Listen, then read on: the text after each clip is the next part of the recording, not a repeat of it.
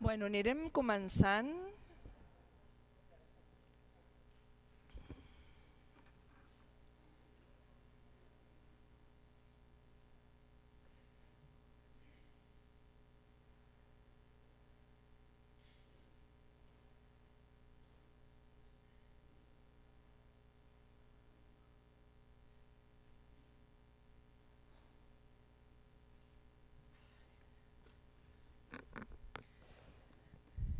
Bueno, hola a tothom, bona tarda. Benvinguts i benvingudes a la 25a conferència, que després de 3 anys de fer-la virtual tornem a la presencialitat amb molta il·lusió, perquè a més és molt especial. Primer és la 25a, que és un número, no, així que fa goig, i a més comptem amb convidats i convidades que ens fan moltíssima il·lusió, no? Per una banda, la Maite Svert, que ens farà demà la conferència, la companya de Girona, de Mallorca, de l'Associació de Filosofia 318 de Mallorca, i els companys de Mèxic i de Cancún, Àlex Santos, Oli Santiago, que venen. Després ens faran la presentació de la traducció de l'autobiografia del Matthew Lipman, que ells han fet. I justament aquesta conjunció de l'autobiografia del Lipman i del llibre de la Maite, de la Flor de Pedra, quan pensàvem amb la Irene el títol d'aquesta conferència, el tema, no? Quin tema, quin títol, va sortir aquesta idea de l'aventura d'ensenyar a pensar, perquè justament conflueixen en aquest cas, no? Els dos llibres parlen d'uns recorreguts vitals dedicats a ensenyar a pensar, a treballar la filosofia a les aules, i per tant vam pensar que aquest era un títol atractiu, interessant per la conferència d'enguany. I hem organitzat la conferència amb 2 blocs, ho teniu en el programa. Avui, aquesta tarda, dedicarem la tarda a l'homenatge, diríem, a fer el nostre humil homenatge a l'any Matthew Lipman, a l'any Lipman, no? que enguany faria 100 anys del seu naixement. I per tant doncs, farem per una banda la taula rodona, on... Què, Manuel? Com? No. El 23. Sí, és l'any Lipman, Manuel. Pues, no. Bueno, i llavors farem una taula rodona amb persones que parlaran l'han conegut o han estat amb ell o han estudiat amb ell, i aleshores ens explicaran diferents aspectes, no? D'aquesta relació amb Lipman. I després l'Àlex Santos i l'Oli Santiago ens presentaran la seva feina que han fet amb la traducció i la publicació de l'autobiografia de Lipman, que és una sort tenir realment en castellà, no? I molt bé. I llavors demà tindrem la conferència de la Maite i després tant la Maite com la Oli i l'Àlex faran uns tallers en simultani, que llavors ja a dintre de les carpetes teniu un full de color, i llavors veureu aquí així per atzar on us tocarà, amb qui us tocarà fer el taller.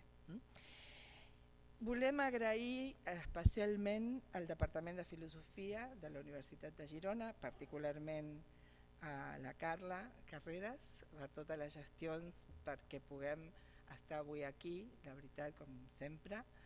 Agrair també a tot l'equip del grup IREF la col·laboració en la preparació de tot plegat, i res, us convido, Irene, que serà la que moderarà la taula rodona, i llavors comptem amb el Josep Maria Terricabres, la Manuela Gómez, la Carla Carreras i l'Angèlica Sàtiro, que acompanyaran aquesta taula rodona que moderarà la Irene. Així que moltes gràcies.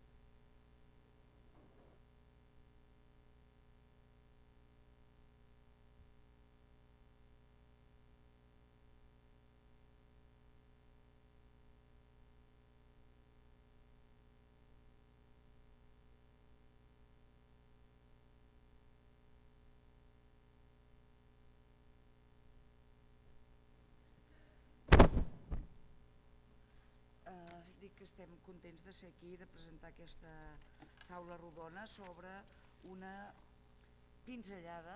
La veritat és que només una pinzellada, perquè és impossible resumir i parlar de la vida de Matthew Lipman, que és ara el centenari, per tant seria resumir molts anys i molta dificultat, però sí una mica per acompanyar aquesta biografia que els nostres amics mexicans han traduït, donar una mica la perspectiva també des d'aquí, una biografia, per dir-ho d'alguna manera, no escrita per ell, sinó que és la que escriuríem nosaltres com a gent que hem conegut a Lipman, no?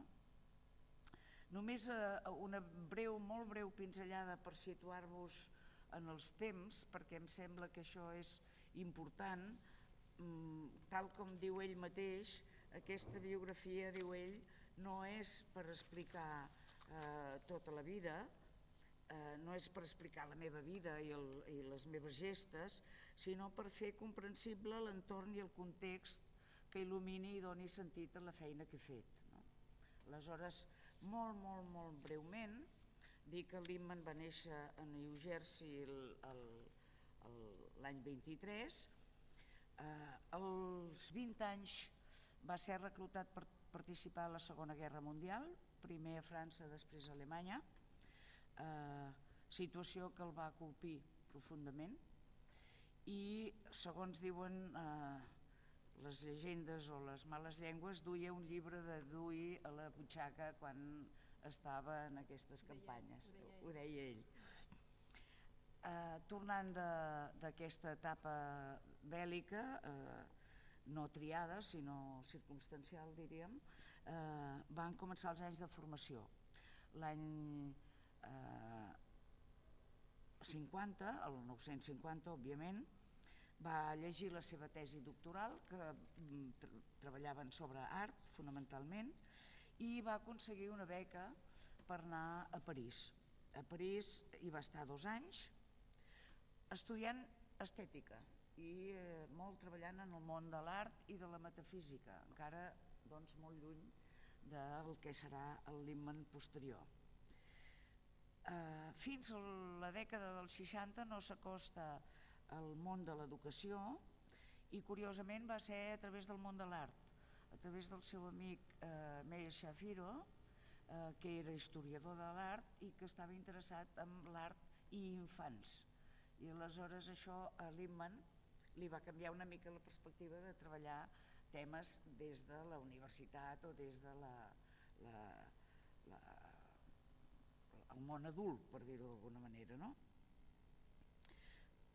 Va començar a treballar a la universitat, a Colúmbia, on va estar 18 anys i va enxampar aquests anys 60-70 tota la revolució, diríem, estudiantil que des del maig del 68 es va produir a Europa i una mica arreu del món. Va ser allà on es va adonar que els seus estudiants universitaris, tot i ser grans i futurs professionals, els hi mancava una manera de treballar un pensament crític i un pensament més creatiu. Fou un moment, les revoltes estudiantils varen ser per ell també una inflexió i es va dedicar molt clarament a pensar com es podia subsanar això i va creure que la manera era treballar molt abans el pensament crític, és a dir, a primària. De Colúmbia, després de 18 anys i de treballar en diversos departaments, va dedicar-se clarament, o va inclinar-se, perdoneu, clarament cap al tema educatiu i la Universitat de Montclair, als anys 70, li va oferir la possibilitat de deixar Colúmbia, d'anar allà i instaurar el que després serà l'IAPC i, per tant, l'institut que crearà, generarà i divulgarà Philosophy for Children. Tot això va passar als anys 70, dels 70 als 80, i als anys ja 80 va ser la consolidació de tots els programes. En 10 anys va fer els programes de secundària i els programes de primària. Mentrestant, va fundar la revista Thinking i alhora, tot això juntament amb Anne-Margaret Sharp, varen desenvolupar les bases del programa amb els llibres Filosofia a l'escola, etc., amb els llibres una mica teòrics que donaven marc a tota aquesta vessant més pràctica. A partir dels 80 va començar aquesta expansió ja amb els grans seminaris de Mendham, que és allà on hem coincidit tots 5 i la Glòria també. No coincidir en el moment, perquè en Josep Maria i jo sí que vam coincidir, però amb els altres no vam coincidir en el mateix seminari, però sí en el lloc i en l'esperit del que eren els seminaris de Mendham. Tot això va ser en alguna manera recompensat, va ser reconegut tot el seu projecte per la UNESCO. Ell mateix va ser professor honorari del King's College, és a dir, va ser una persona que va tenir un cert reconeixement en vida i es va jubilar el 2001, però va quedar com a emèrit i va seguir treballant al capdavant del IAPC.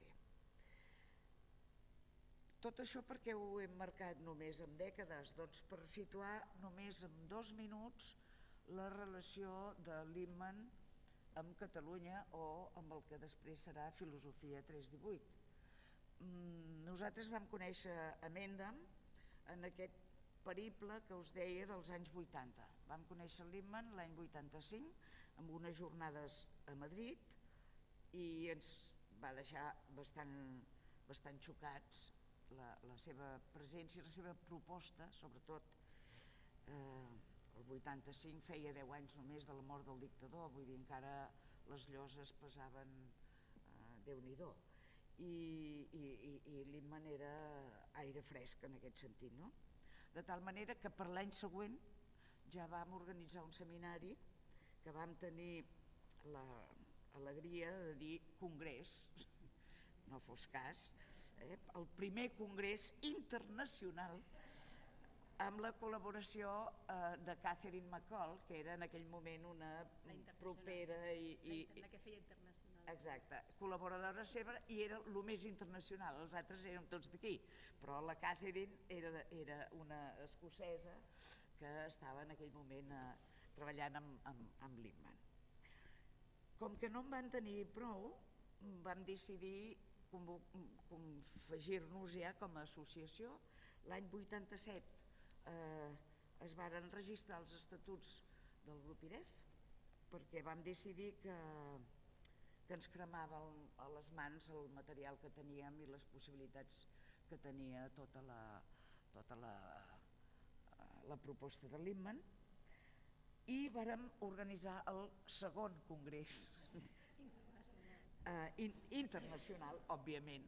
En aquest cas ja va ser internacional, amb Matthew Lippmann. Aleshores vam dir, ja no volem Catherine McCall, que era encantadora i que ens va il·luminar moltíssim en el seu moment, però vam dir, ara volem anar a la font, i vam tenir un seminari intensíssim a Santa Cristina d'Aro, amb traductor simultani, en fi, una cosa...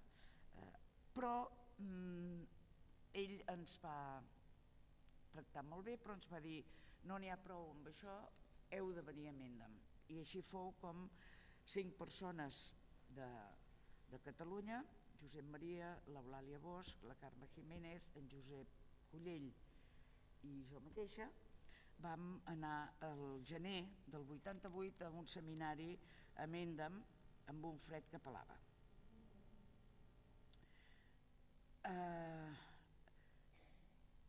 Ens va interessar enormement, vam decidir anar endavant i vàrem coincidir moltíssim, vàrem tenir una molt bona relació de tal manera que el juliol, això ja passava el gener, el juliol d'aquell any el Lippmann ens va suggerir que l'acompanyéssim a unes jornades que es feien sobre pensament crític a París, que organitzava la OCDE, i nosaltres hi vam anar com a representants del Ministerio. Hi havia totes les patums, els Perkins, tota la gran... Però els més patums érem nosaltres. No, nosaltres érem patams, però bueno.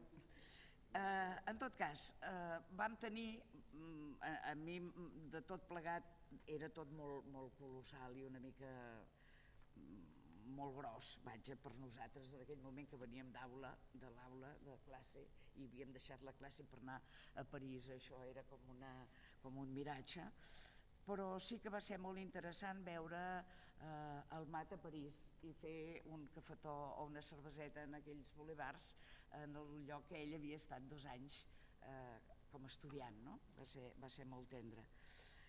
El mes de juny del 990, també en aquesta relació que vam tenir, jo crec, de simpatia mútua, vam anar uns quants membres del grup IREF a Dubrovnik a un curs en el qual hi havia Lippmann, Sharp i molta gent de la banda, diríem, austríaca, Alemanya, Sèrbia, croata, és a dir, ens varen sobretot convidar perquè donéssim una mica el nostre testimoni en aquesta àrea geogràfica que encara no havien conegut massa. Això era el 90.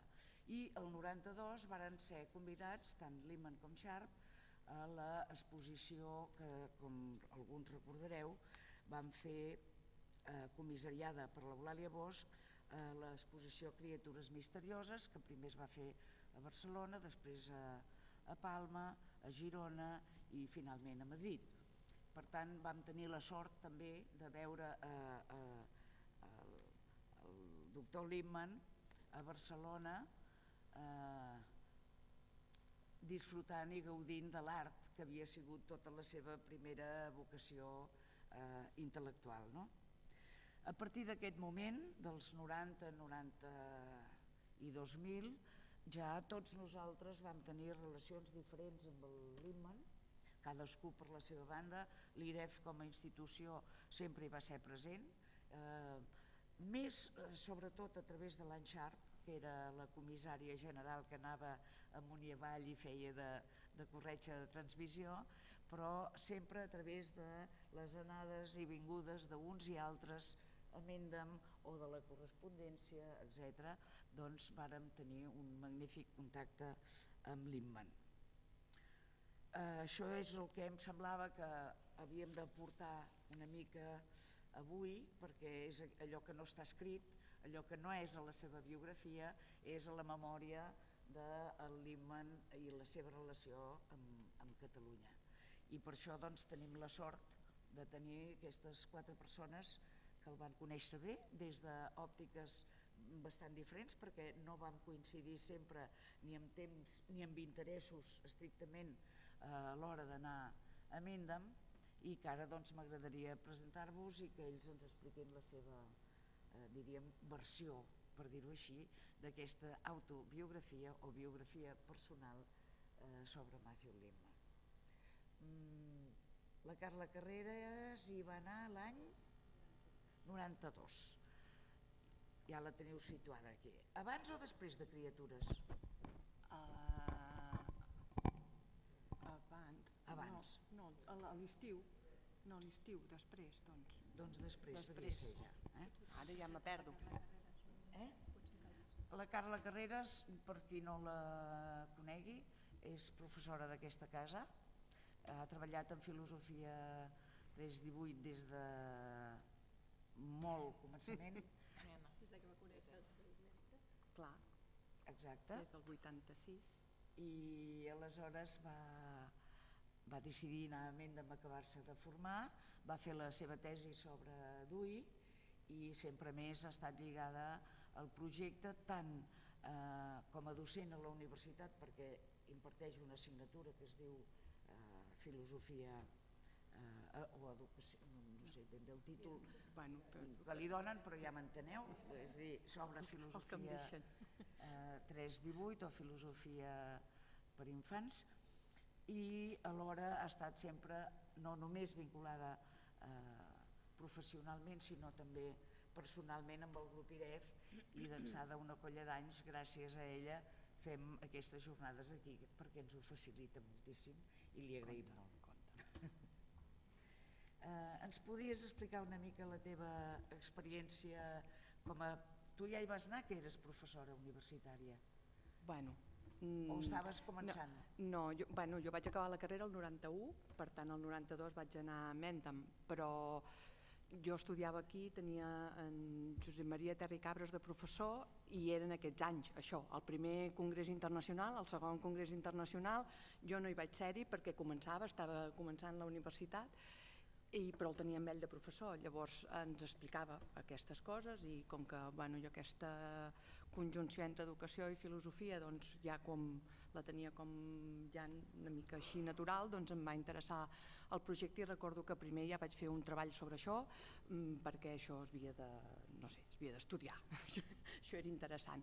Llavors me'n recordo que les primeres també algunes trobades que s'havien fet a Sant Feliu ja també hi havíem anat així com a becàries o no sé en qualitat exactament. Llavors ja en dèiem jornades o conferències. Sí, ja no eren els congressos internacionals, jo vaig aparèixer a les jornades nacionals, però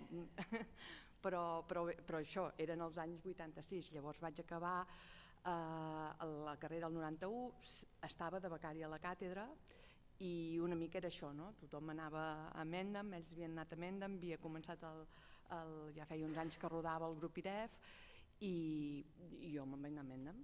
Llavors vam anar a l'agost amb la Sílvia, havíem fet també allò de criatures misterioses i per tant ja estaves una mica així com en el brou aquest de filosofia per nens. Llavors el Mendham era com especial, era com un bany, allà hi havia gent de tot el món mundial i coneixies xinesos i mexicans i colombians i madrilenys i coneixies gent de tot arreu i t'adonaves que una mica la potència del projecte. Jo vaig anar continuant, vaig decidir que volia fer la tesi, de fet la tesi la vaig fer sobre Dewey, diguem-ne com a excusa, perquè el que m'interessava era treballar una mica les bases teòriques de filosofia 3-18, una mica perquè estava a filosofia i semblava que des de filosofia has de fer una cosa més filosòfica i per tant anem a buscar les bases filosòfiques i remenant sortia Dewey, ja el portava ell a la motxilla quan se'n va anar a la guerra, doncs la relació era com molt evident i vaig fer la tesi sobre això i llavors el 97 hi vaig tornar, que ja estava ja per fer l'última empenta de la tesi, vaig anar 2 mesos a l'hivern, que llavors jo marxava i la Manuela arribava i per tant ens anàvem fent així com una mica de relleus, de cursa de relleus i vaig anar allà a explicar-li una mica la tesi per poder-la acabar, la vaig lliurar aquell any i per tant vaig anar-li a explicar una mica de què anava la tesi i vaig estar en aquesta caseta que surten aquí, a Montclair, superbé. Jo, des del punt de vista de... Sempre dic que soc com una mena de bitxo una mica estrany aquí dintre perquè estic a la universitat i no treballo amb nens i no he tingut mai una aula, diguem-ne, fora de les vegades que hi he anat amb els meus alumnes de la universitat, en una aula a Banyoles o a Esparreguera, i per tant sempre he portat els meus alumnes a que veiessin una aula, però estic a la universitat i per tant no tinc nens. I veient-ho des d'aquest costat sempre m'ha sobtat que un professor que es havia format en estètica, en metafísica, que era professor de lògica, que tingui la lucidesa de dir, ostres, aquí falla alguna cosa, a mi m'arriben uns estudiants que no argumenten com haurien d'argumentar, com sembla que haurien d'argumentar, si ha de fer alguna cosa, la filosofia pot fer-hi alguna cosa i que se li acudeixi una cosa com les novel·les. No? Fem unes novel·les de filosofia amb un rerefons de filosofia molt potent que no és Plató per nens, que no és Descartes per nens, que no és... No? Això, tenir aquesta lucidesa veient com funciona l'acadèmia, no? Així en general, i veient com són molts filòsofs que estan a la universitat, costa molt perquè aquí aquesta cosa dels nens i la filosofia és com, no sé, sempre s'ha vist una cosa una mica així estranya, no? Llavors, que des de la universitat un professor de lògica tingui aquesta lucidesa, no? I dir, no, farem una cosa amb unes novel·les perquè els nens hi entraran més bé, però han de ser unes novel·les especials, han de ser unes novel·les amb un rerefons filosòfic molt potent, no? I llavors hi ha totes les fonts i referències que són brutals, no? De totes les coses, i per tant sempre m'ha com meravellat, no? aquesta anem a fer una cosa per arreglar això, no? I l'altre dia ho comentaven a l'Irene, ara m'adono que encara és més necessari. Si als anys 70 era necessari, ara encara ho és més. Us ho dic de veritat, en els estudiants de la universitat els hi convé molt. Llavors, no, sí, és veritat, no tots, no tots, sempre hi ha excepcions, però és veritat, ostres, penses, ostres, si haguessin tingut mestres com vosaltres que porten el programa a les aules, hi ha coses que ja no passarien, hi ha coses que ja no s'escriurien, hi ha coses que no es dirien com es diuen, no? Quan t'enfrontes a això, a la intel·ligència artificial, no saben què fer-ne, no? I al final agafen allò i t'ho vomiten exactament igual i dius, no, això és una eina, no? El pensament crític és una altra cosa, el pensament creatiu és una altra cosa. I per tant, dius, han passat, quants? 40 i 20, 60 anys i el programa continua sent més necessari que mai, no? Ara cada vegada anem més de pressa i al final dius, poder que parem, no? I que tornem a això, recuperem el temps per pensar això que a les aules sembla que es fa i que a la universitat ja no tenim temps per pensar, no sé què hem de fer però hem de fer altres coses i llavors, no? I últimament hi he pensat molt, aquesta cosa de dir no argumentem com hauríem d'argumentar, no pensem com hauríem de pensar, no tenim el temps, no ens donem el temps, els estudiants cada vegada sembla que necessiten anar cada vegada més de pressa i per tant aquest parar, no? Aquest dir, bueno, anem a fer una cosa que és el que va fer Mat en el seu moment, ja està fet, per tant poder no necessitem ningú més que s'inventi una altra cosa, això funciona i això sembla que té un potencial molt gran, per tant continuo pensant que cal anar per aquí i que hem de seguir fent això. La Carla des de la universitat ho intenta i jo crec que ho fa, però en fi, li faltaria una mica de coixí i d'entorn i de col·legues que també apoyessin aquesta forma de treballar, no? La Carla ha explicat que ella hi havia estat 2 vegades, alguns han estat efectivament reincidents, la Manuela hi va estar 3 vegades, jo crec, ben bones, i especialment l'última, que hi va fer una llarga estada de mesos, en ocasió d'una llicència d'aquelles d'estudi que es donaven, doncs se'n va anar a Mendham a veure, està al costat del Mat, i ho explica ella. Què vols que expliqui exactament? Què vols que expliqui? Això pot ser molt avorrit, no? Explicar aquests... Què us fa gràcia que us expliquem? Què us interessa? No, aquesta etapa, la pregunta seria... Què pot ser interessant en aquest context? La pregunta seria l'etapa que tu vas conèixer el Lippmann, que va ser quan vas treballar amb ell el Thinking in Education, del qual, com sabeu, el lugar del pensamiento en la educación és una part, una mica doncs, la relació que hi vas tenir va ser sovintejada, vau estar pràcticament 3 mesos treballant en aquest llibre, una mica aquesta relació intel·lectual dia a dia d'aquest temps. Això podria tenir interès, no? Bueno, sencem ara? Sí? Una mica més? M'apropujo. Seguint el fil perquè quedi una mica en consonància amb el que ha començat la Irene a ordenar en el temps, cronològicament, el Matthew Lipman, clar, jo el vaig conèixer en un moment meu molt inicial, quan jo començava a fer classes de filosofia, que vaig fer l'any 88, aleshores l'any següent vaig conèixer l'Anna Bages en el seu institut perquè vaig anar a parar i em va dir has de venir que hi ha una sessió d'una cosa molt important que fem que t'agradarà molt. I ja vaig conèixer a l'Eulàlia i en uns moments que s'atrevien els nostres mestres, per mi l'Anna és la meva mestra, la Irene, Josep Maria, la Lali, l'Eulàlia Bosch, a dir-te tu has d'anar a no sé on a formar-te, ens ho deien. I tenien molta expansió, molta visió internacional. Jo crec que el nucli primigeni de filosofia 318 a Catalunya tenien molta visió, molta, de futur, de prospecció, d'internacional, molta empenta, i ens ho contagiàvem. Potser els adults d'ara no sabem engrescar la gent jove perquè surti, perquè faci, o són altres temps. Però en aquell moment jo estic molt agraïda de les persones d'una generació anterior a la nostra que ens van encoratjar molt. Josep Maria Terricabras ha estat un mestre per mi també a l'alçada, no de Matthew Lipman perquè és una experiència d'aquí o d'allà i uns coneixements diferents, però clar, el que jo vaig aprendre realment de filosofia, d'educació i de com la filosofia i l'educació es troben en l'educació del pensar, de l'autonomia, de la capacitat de ser un mateix, de desenvolupar la intel·lectualitat, jo he begut de la font de l'obra del Josep Maria Terricabras, igual que de l'Eulàlia Bosch, de la Irene, i per tant l'agraïment profund a Matthew Lipman d'aquests 100 anys, però també a ells que encara estan amb nosaltres.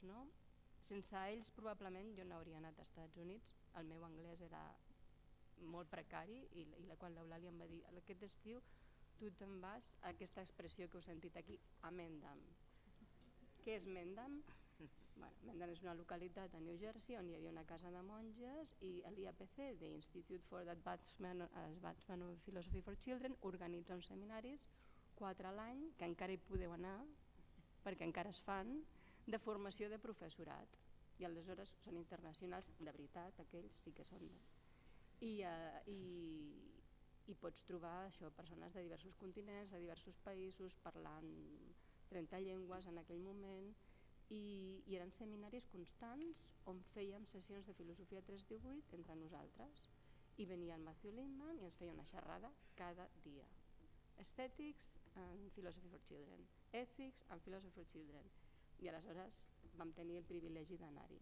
Jo hi vaig anar gràcies a la traducció d'un company mexicà i ens ajudava molt.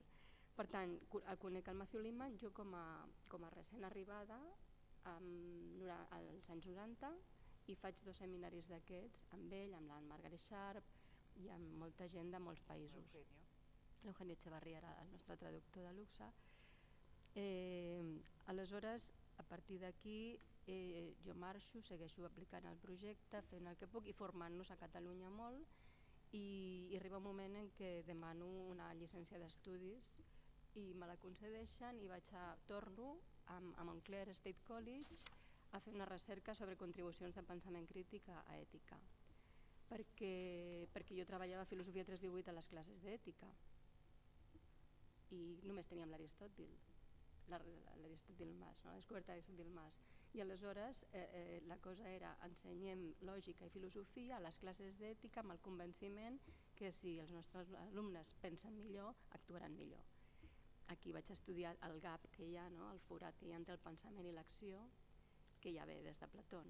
Ensenyar valors equival a aprendre'ls i vaig tenir la sort d'estar amb ell. Vaig estar 3 mesos i aleshores jo li anava a preguntar constantment a Matthew Lipman com ho veia, què m'aconsellava i em feia una mica de mentor.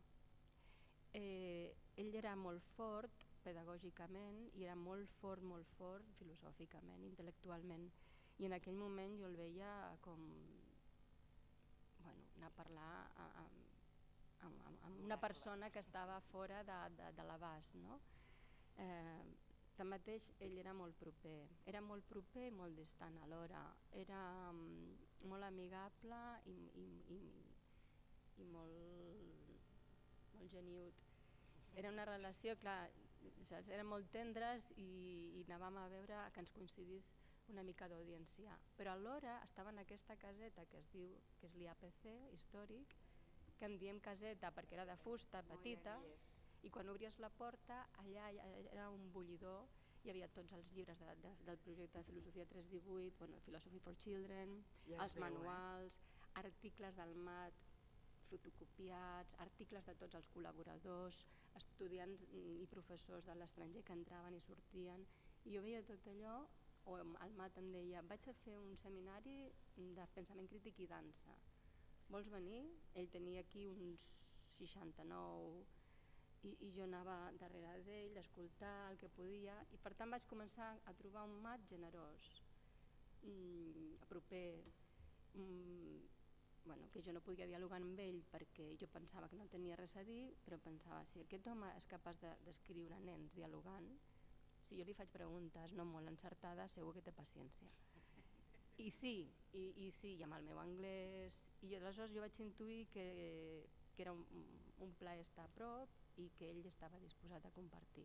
I aleshores ja vaig marxar d'allà. En aquells moments feia coses molt interessants ell, rebia estudiants d'educació, de filosofia, els feia seminaris a l'IAPC, estava molt i molt actiu. Aleshores, a partir d'aquí ell va aparèixer ja la malaltia del Parkinson, li van diagnosticar i va començar la seva davallada física, amb moltes crisis molt fortes, amb molts processos de medicació, i l'any 2001, és a dir, ja havien passat 5 anys, jo vaig tornar. És una mica pel·lícula, perquè vaig tornar un estiu, vaig dir que aquest estiu vull anar a prop d'on està ell, a aprendre, i aleshores em vaig autoregalar 3 mesos estar amb ell. Quan vaig arribar em deia, what are you doing here? Jo li deia, no sé, jo he vingut aquí, m'he regalat 3 mesos i per aprendre, per estar, per llegir, perquè hi ha tants materials, com si fos una biblioteca. Dic, jo vindré aquí i si vol l'ajudo, I can help. I em mirava així com... I aleshores ell estava 77 anys en aquell moment, amb el Parkinson molt avançat, tenia molts moments en off, que ell deia, es quedava en blanc, s'interrompia la conversa i després tornava a connectar. Estava intel·lectualment molt potent, però alhora estava molt vulnerable també, perquè necessitava molt descans físic, se li cansaven els ulls, estava al seu despatx amb la seva màquina d'escriure, ell arribava cada dia a 8:45 i escrivia, sempre escrivia, amb la seva màquina d'escriure, a l'ordinador no, perquè amb la màquina ell treia ja el paper i s'evitava la impressora, i ja venia amb el paper que acaba d'escriure. I a més era privat. Això d'internet i que tothom ho pugui veure, era el seu paper que te'l deixava llegir a tu. I aleshores l'escrit en paper per ell tenia molt de valor.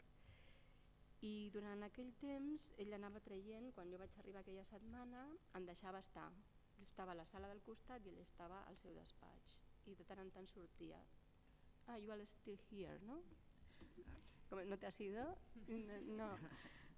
Bueno, doncs ja que estàs aquí, i em treia un patracol de manuscrits. I en aquell moment estava treballant amb diverses coses. Una de les que treballava era un llibre que era un encàrrec d'una universitat alemanya, potser en Josep Maria Botefres, perquè li van demanar de fer un article crític sobre Philosophy for Children. Ho explicarà en Josep Maria. D'acord. I en aquell moment estava en això. Aleshores ell em va dir, mira, estic en això i jo ara he d'anar responent a tots els que m'han fet crítiques, els detractors i els tal.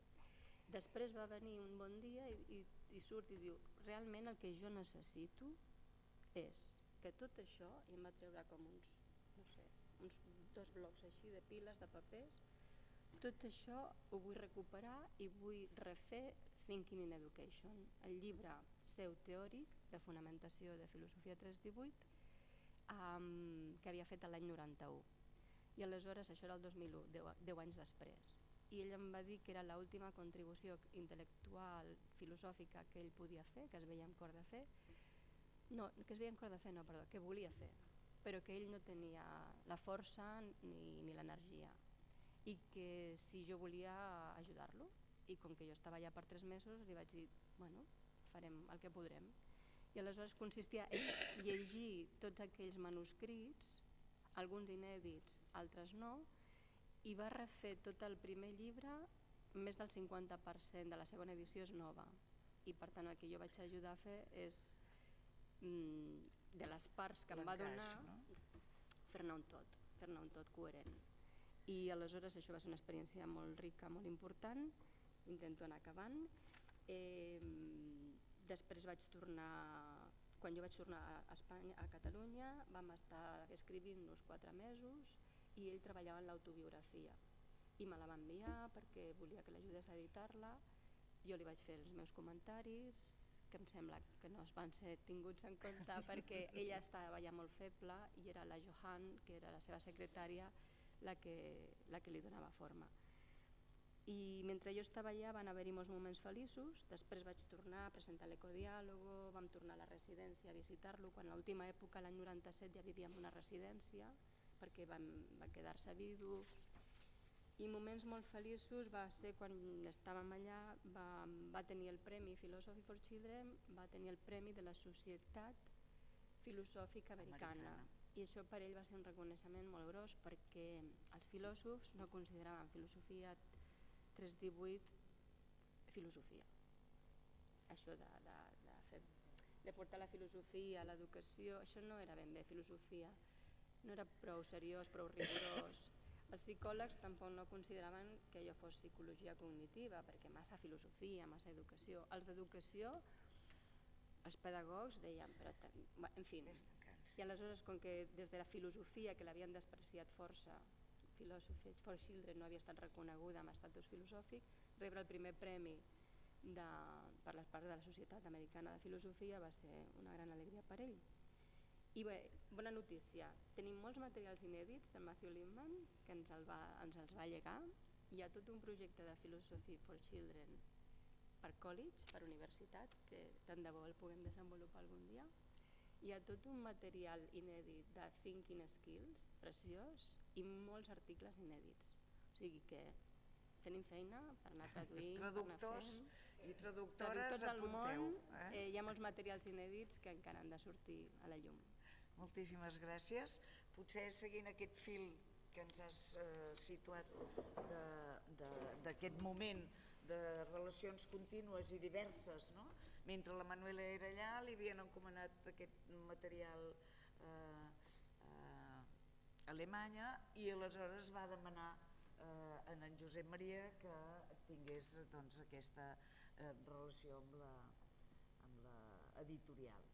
Per tant, ens ho explica ell, Josep Maria Terra i Cabres, professor d'aquesta casa durant molts anys, fundador del grup IREF, amic, col·lega, traductor de quasi tot el currículum, tret del Kioigus, tota l'altra feinada la va fer ell i bé, ens expliqui ell mateix. Moltes gràcies. Breument, la Carla i la Manuela s'hi han referit a com es veia això de filosofia per nens fa anys, des de, per exemple, la universitat. He de dir que a mi personalment alguns col·legues em perdonaven la vida, diríem, em perdonaven la vida. El que passa que jo tenia l'avantatge de que ells no, jo havia estudiat a Alemanya, havia fet una tesi a Alemanya sobre Wittgenstein, havia tret el número 1, m'havien donat un premi extraordinari. Això, desenganyem-nos, això fa una mica de crosta i et protegeix. Al final, després de perdonar-me un temps la vida, ja em van tenir respecte, ja vam guanyar bastant. Imagineu-vos què devia ser per Lipman començar això. Imagineu-vos què devia ser. Havia de ser terrible, havia de ser dificilíssim. Per tant, és natural que ell ha hagut de pedalar molt per anar avançant i vèncer dificultats, molt. Per això el premi aquest americà li va fer goig i per això ell estava content amb nosaltres, amb els que treballàvem en el projecte, etc. Bé, jo he de dir que gràcies per convidar-me a parlar avui també. Estic molt content que se li dediqui aquest acte a en Mat. Jo aprecio, encara continuo apreciant, tinc molt malament la veu, i respectant molt la persona de Lippmann. Em sembla que ell va apreciar-nos a nosaltres, això que ha explicat la Irene, a tots, però sobretot potser va valorar molt el grup. Inicialment un grup de professorets que començàvem, que vam tirar endavant un gran projecte. No m'erros i dic que Lippmann en nosaltres va valorar sobretot la seriositat, la intuïció, la creativitat i l'entusiasme per l'educació. Em sembla que aquestes coses ell les va veure clares i que no era la mateixa resposta que rebia del nostre grup que la que rebia a vegades d'altres grups o d'altres persones individuals, d'altres llocs, etc. No. Per no repetir-me ara en elogis o comentaris fets pels companys, jo em limitaré justament a la conversa que a distància vam mantenir fa una mica més de 21 anys, quan aquesta prestigiosa, molt prestigiosa revista a la qual s'ha referit la Manuela, Ethik und Sozialwissenschaften, subtítol Streitform für Erwägungskultur, li va demanar, era una revista molt prestigiosa, i li va demanar la seva posició, és a dir, ell, que era el creador i el divulgador d'això i tal, que exposés el programa. I ho va fer en unes quantes pàgines, com que li limitaven el temps, l'espai també era complicat, però ho va fer. I llavors la mateixa revista, suposo que en bona part per recomanació d'ell, va triar unes persones, concretament a 23, que fessin crítica del que ell havia escrit. Jo era un d'aquests. I aleshores ell va contestar les crítiques. Com es fan normalment a Europa, es fan les coses així, de ben fetes. Un publica, l'altre critica i l'altre critica la crítica. I així es va avançant. Molt bé. Això es va publicar, he dit 21 anys i escaig, perquè això es va publicar l'any 2001, però és evident que la feina feta era anterior.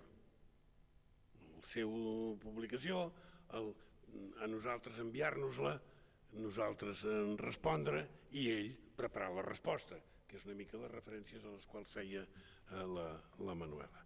A veure, per tant,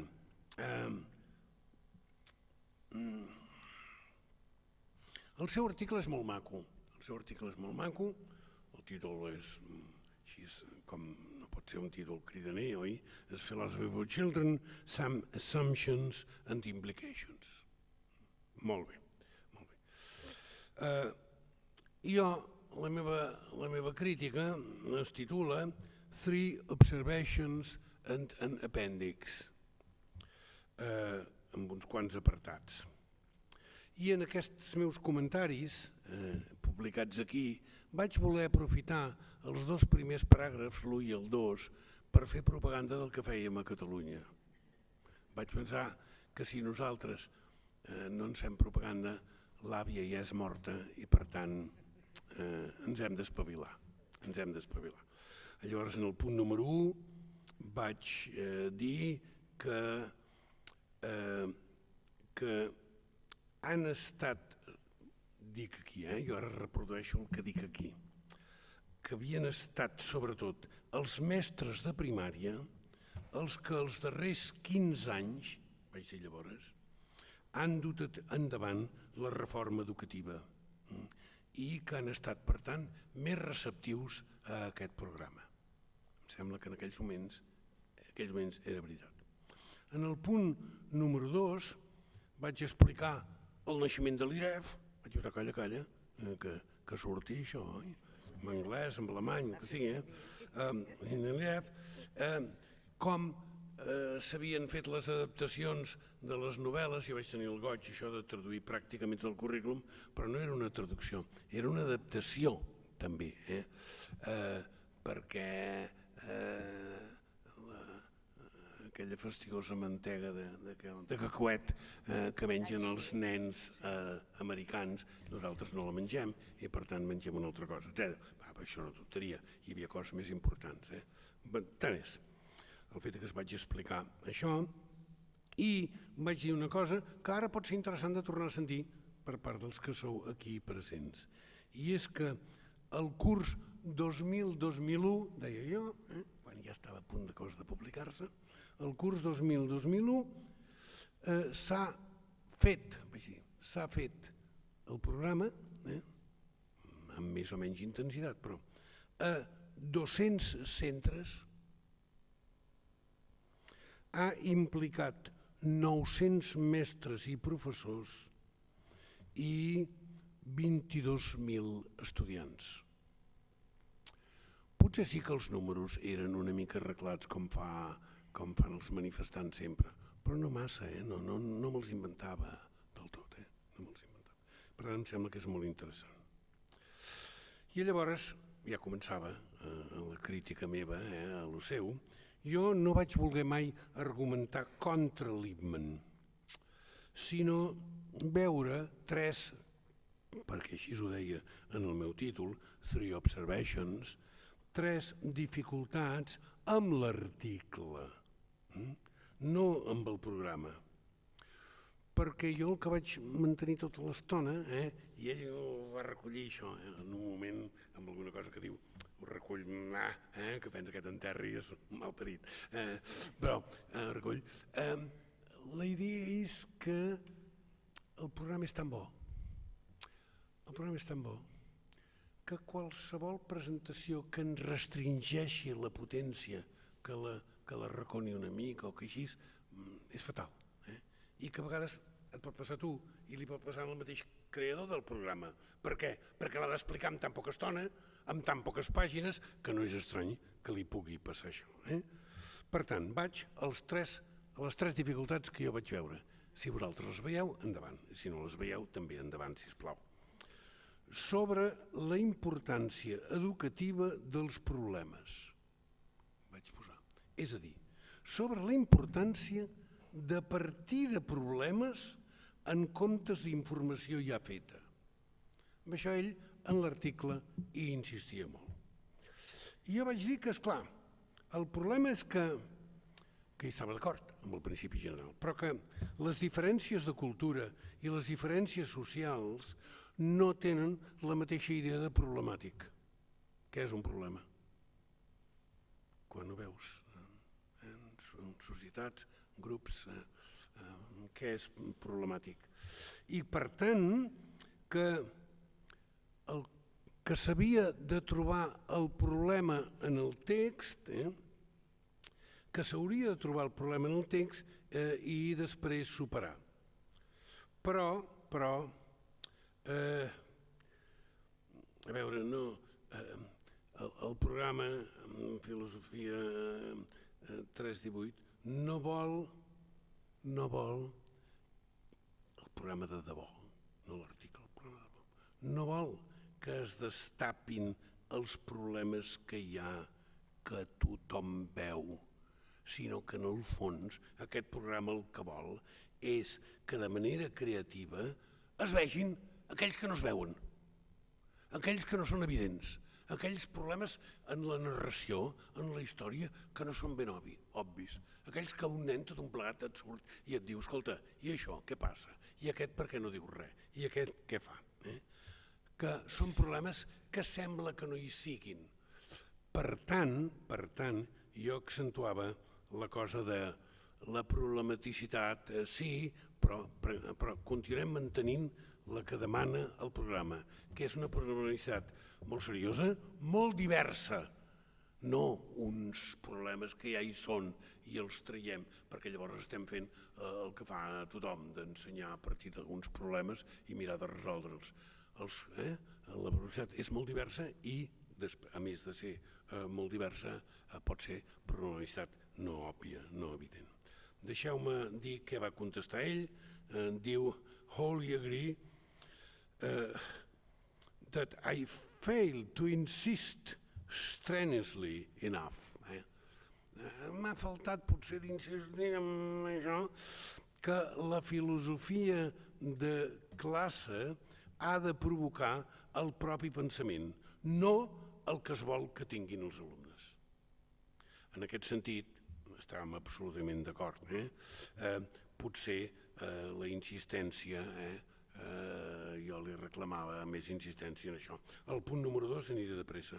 El punt número 2 és on the role of language, el paper que hi juga el llenguatge. Ell només hi dedica 13 línies en el paràgraf 19. Tot i ser tan important en el programa, això em va deixar astorat, perquè és fonamental, i a més ell estava absolutament convençut. Pot semblar al final, quan el llegeixes, que el llenguatge només sigui un mitjà de comunicació i és el medi en el que vivim. Això jo m'hi vaig veure confortat quan sentia aquestes coses a Mendham, perquè fixeu-vos que tots els enviàvem, perdoneu-me, gairebé són així, a la Mendham, Ves a la Mendham, doncs anaven tots allà. Quan jo sentia això em sentia reconfortat. I ell contesta, evidentment, amb una cosa molt maca, diu, i és que certament, diu, quan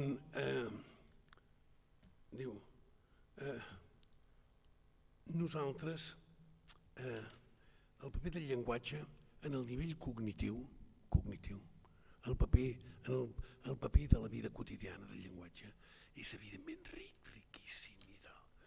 És en el nivell metacognitiu que sovint es dona per sabut això. És a dir, el metacognitiu, el de reflexió sobre això, ja es dona per sabut. I potser jo ho he donat massa per sabut, ja ho he deixat estar, però és evident que el programa, i jo li deia, evidentment, Mat, evidentment, això també ho he après de tu i per tant segur que sí.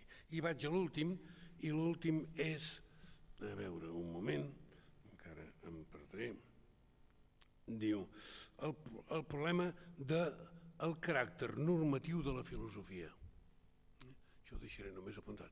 I la vegem, el caràcter normatiu de la filosofia, això té molts problemes, perquè la filosofia no ens diu how things are, certament, però tampoc how things ought to be, com les coses haurien de ser, sinó how things might be, que les coses podrien ser. Aleshores, això és el punt en què la discussió és més interessant, perquè ell diu, sí, tens raó, parcialment tens raó, perquè en canvi també la filosofia s'ocupa d'obligacions. D'obligacions morals, d'obligacions religioses, d'obligacions institucionals i, per tant, també parla d'obligacions, amb la qual cosa tenia raó. A mi em sembla que, bé, les meves observacions, em sembla, i li vaig dir, eren fully consistent, eren absolutament consistents amb l'esperit del programa, perquè el programa no és només un currículum escolar. El programa és molt més que això, és l'autèntic esperit de la filosofia, que sempre demana atenció, sensibilitat i reflexió. Com que jo arribava a ell venint de Wittgenstein, m'hi vaig trobar molt còmode, he de ser absolutament franc, ell no era wittgensteinià, però això és fantàstic. Però ell tampoc no exigeix en el programa que un s'adapti a un tipus determinat de filosofia, no. Qualsevol tipus de filosofia, un pot ser sartrià, pot ser, jo què sé, Foucaultià, pot ser no sé què, i usar aquest sistema filosòfic que és tan agut, tan punyent tan interessant, sobretot pels alumnes, fascinant. És a dir, a mi em sembla que ha sigut una cosa fantàstica el que ha fet en Mat. Jo li estic personalment agraït i intel·lectualment sotmès. Gràcies. Moltes gràcies, Josep Maria.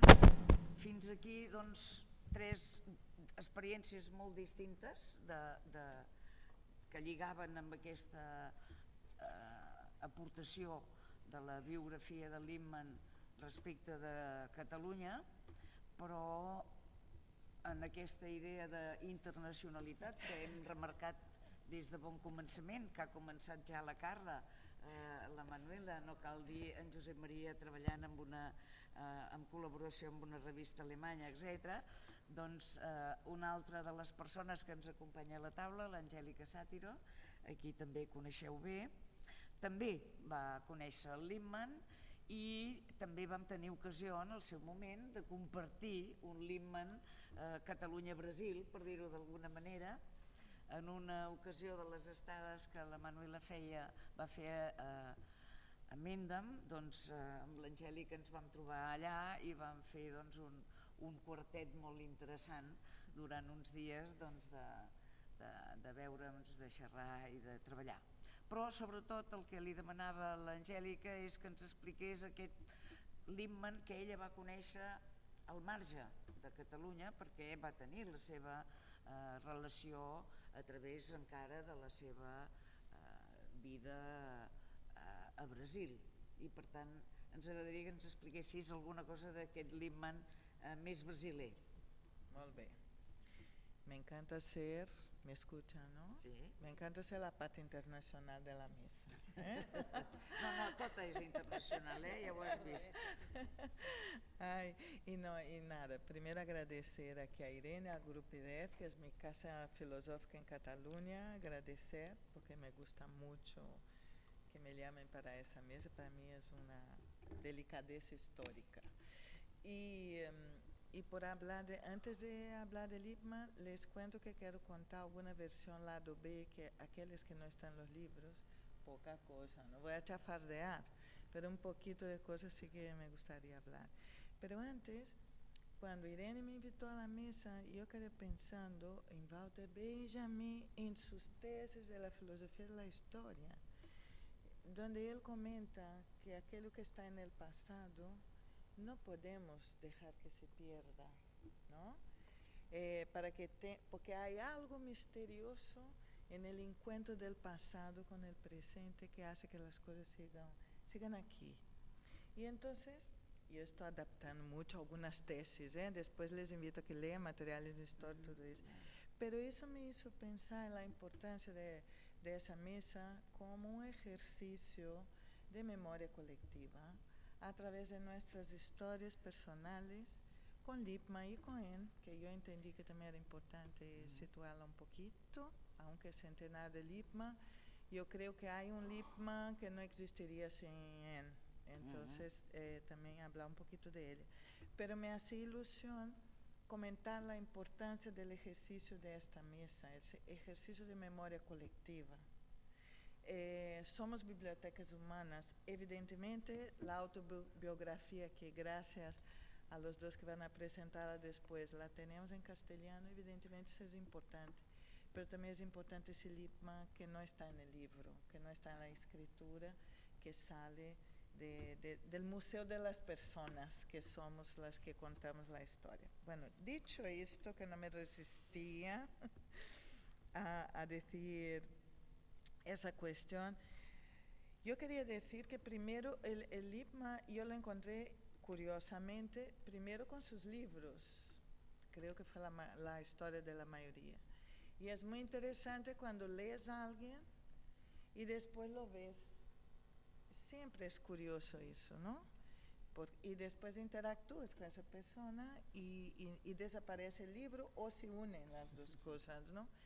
Y entonces en mi caso empezó por los libros, empezó por un descubrimiento importante y luego yo como ellos fui a esa casita ahí empecé y me fui a Mendam a esos encuentros internacionales, más internacionales que la mesa, Y también estaba Eugenio, mexicano, y yo sabía un poco de inglés y un poco de castellano, porque claro, mi idioma es portugués. Entonces yo ponía aquí a Eugenio traduciendo en castellano mexicano, en la otra oreja la dejaba en inglés para escuchar a Mate, a Thomas Jackson, a Ian, todos ellos. Pensaba una mezcla en portugués. De repente yo pensaba, Eugenio está diciendo una cosa que no es lo que está diciendo Lippmann.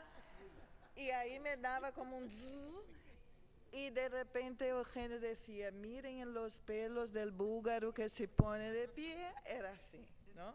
Y ahí eso me gusta contar, porque esas cosas no están en los libros. Pero estas cosas nos unen, estas cosas nos hacen hacer filosofía para niños entre los diversos que somos. Dicho esto, una vez encontrado ese Lippmann ahí, que yo como Manuela lo vi mirar, yo aquí y Lippmann allá, ¿no? Así. Y era complejo esa cosa cuando idealizas a un gran maestro. Pero cuando él ha ido, principalmente cuando él ha ido a Brasil, pero en Brasil, cuando las veces que he podido estar con él allí, les voy a contar una cosa, lo que más me impresionaba era su mirada brillante y su sonrisa que siempre estaba ahí. Y creo que fue eso que empezó a hacerme conectar con ese niño que todavía yo veía en aquel señor mayor. Entonces, aquel niño, ese niño que quería ser pájaro, que quería volar, pues yo empecé a conectar con él ahí en Brasil. No, fue en España, en el ICPIC, en Alcalá, 92, en el 92, Alcalá. 93, aquí nos liamos. Pero yo venía con mi maleta de evaluaciones figuras analógicas y fui a presentar, y estaba allí el gran maestro, claro, y yo ahí. Y empecé a ver aquella sonrisa y aquellos ojos brillando, que después nunca más me he olvidado, y entendí que aquella serenidad, que él tenía una serenidad y una sobriedad también, estaba junto con una niñez presente, esa niñez que él nunca dejó de tenerla y que compartió con nosotros. Entonces eso para mí fue de las cosas más importantes de recibir de él, además de todo el legado del libro que aquí todos ya han dicho, ¿no? Y luego me gustaría decir dos cosas más que para mí fue muy, muy importante. Cómo es que él fue anfitrión en esa casita cuando fuimos en Petit Comité, que no era con mogollón de gente, sino estaba Manuel, Irene y él. Y la verdad que fue una experiencia súper especial. Y cómo es que él ha sido anfitrión ahí de una manera muy cariñosa.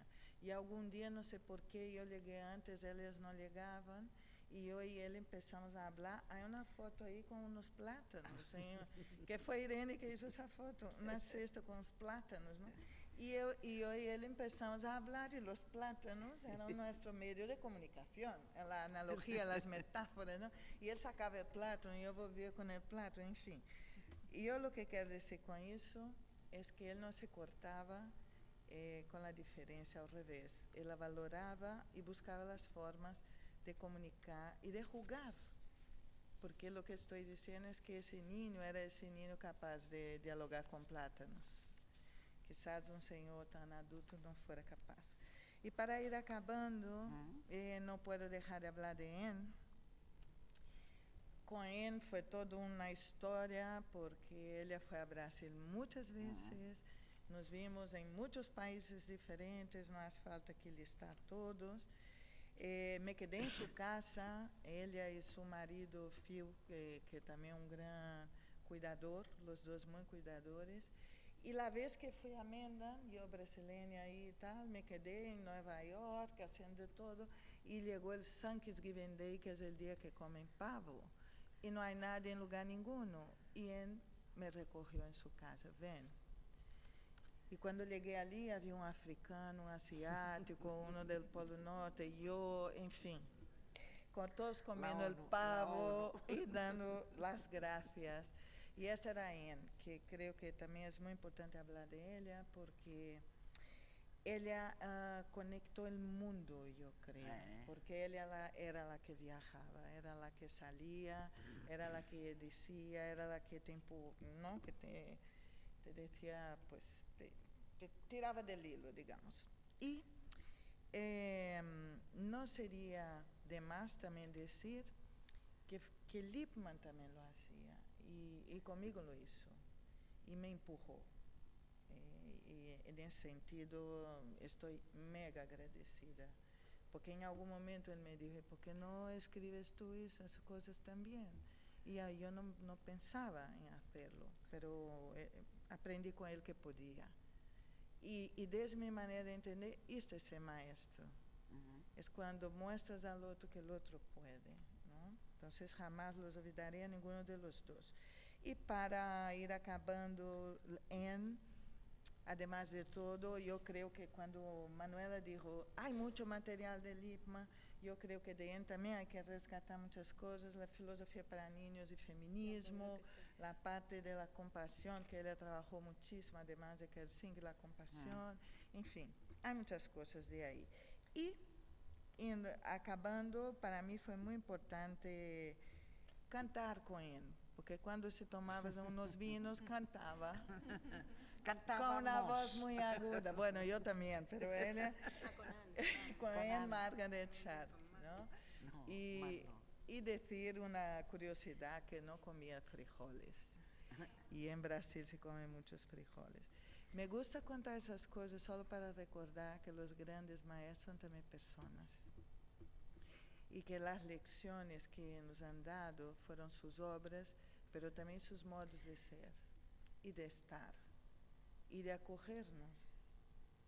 Y entonces vuelvo a Walter Benjamin, porque ya que estoy con él en la cabeza, él dijo que el pasado, al igual que los girasoles, tiende, en virtud de un secreto heliotropismo, a volverse hacia el sol que está levantándose en el cielo de la historia.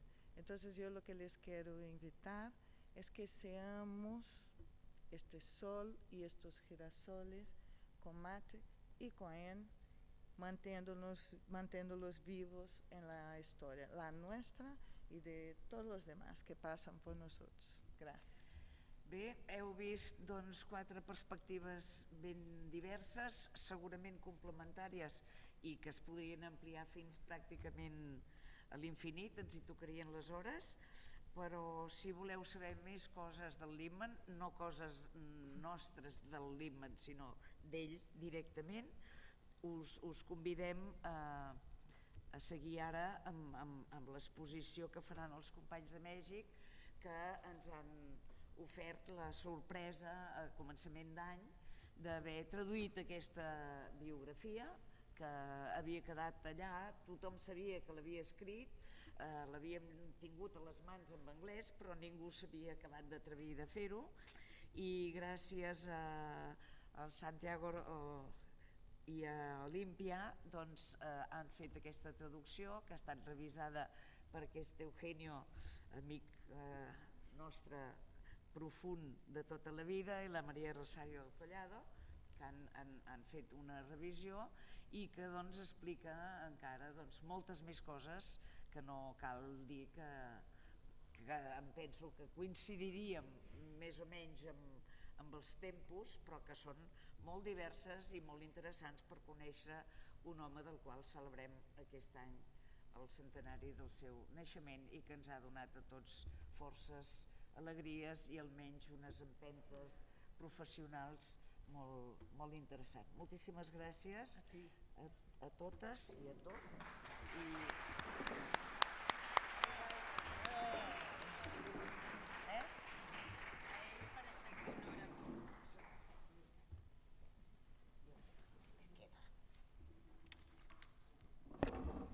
Muchas gracias.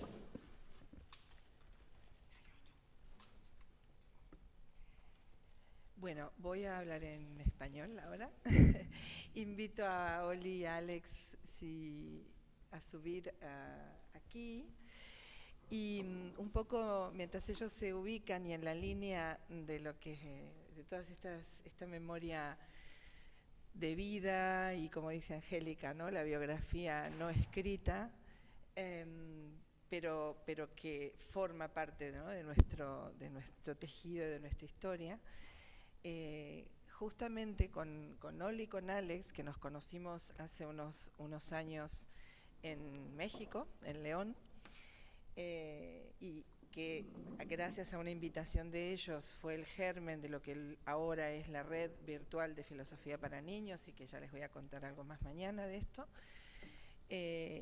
Hay algo que nos unen muchas cosas a mí con ellos, pero en particular una de ellas es el mantener viva la raíz, ¿no? Ellos hablan mucho de hecho hicieron el último congreso que hicieron en Cancún, se llamó así, Desde la Raíz.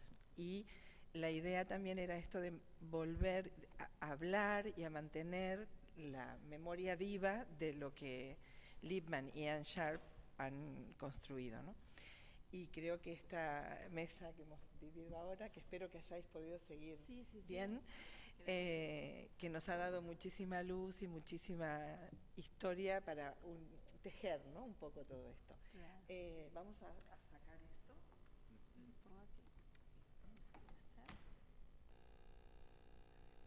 Si quieren ya pueden ir aquí.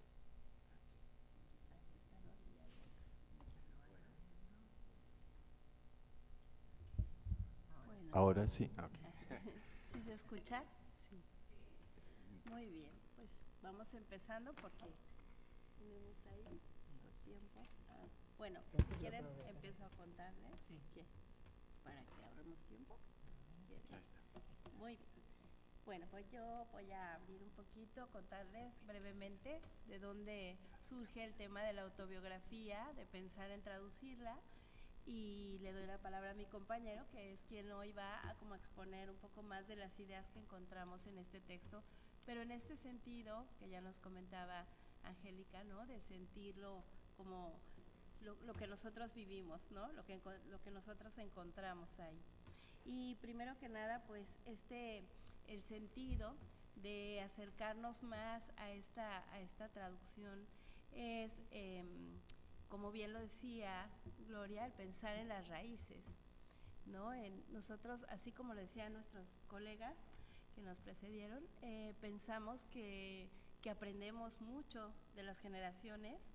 Ellos decían las generaciones anteriores, nosotros decimos estas generaciones que estuvieron en Mendham, que conocieron a Lippmann, a Ann, y a nosotros nos parece fascinante lo que nos pueden compartir. Nuestros maestros y formadores, que fueron fundamentalmente Tere de la Garza, Eugenio Echeverría, que aquí han comentado, Mónica Velasco, Ana Graciela, nos damos cuenta que todo lo que aprendemos de ellos pues es muy importante, ¿no? Entonces, pues es esto, nada más es realmente rendirles un homenaje a todas las personas que nos han comentado un poquito de ellos y han hecho que nuestro rompecabezas se vuelva cada vez más completo. Así que, bueno, pues le voy a ceder la palabra a Alex para que cuente un poco de lo que encontramos de Matthew Lippmann en esta autobiografía. Un poquito siguiendo la línea de lo que comentaban hace un rato, hacer este trabajo representó para nosotros un ejercicio fundamentalmente de vida, antes de tratarse de un ejercicio filosófico o académico. Y esto tiene que ver con una situación personal, antes de invitar por supuesto a Oli, que es mi colaboradora de toda la vida, quijotescamente hablando, ¿no? Siempre decimos que ella es el caballero de la Mancha, y pues tengo que ser su Sancho en sus aventuras, porque es una mujer de mucha voluntad, de mucha entrega y de muchísima pasión. Pero esto tiene que ver con una situación personal. Yo tengo una madre que vive en Los Ángeles, California, desde hace más de 50 años, y por razones de la vida, del destino, nos dejamos de hablar por más de 30 años.